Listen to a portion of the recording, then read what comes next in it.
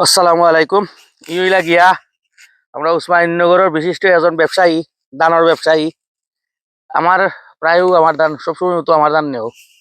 তাছাড়াও আমরা গাউরি বাজুর আর বাইরের কেউ টান পড়ে না, আমরা বাজুও নেই, বাদে বাইরে তো টান হই তা তো আমরা তো খাই না। আর আমি এজনে টান উপরে আমার একটা আস্থা আছে, এর লাগে টানটিও খবর করি সবসময়। আইয়া নেই, আজকে আমার ধান বিক্রি হয়েছে। এখন আমরা হিসাব করছি না, 48 বস্তা। আগে কয় বস্তা নিছিলে? 43 মন, 35 বস্তা, 43 মন আছিল। আর এখন হয়েছে 48 বস্তা। আমরা এখন হিসাব করছি না। মাজনকে দেখাইবার লাগে আজকে। মাজন আমার ক্লাসমেটও,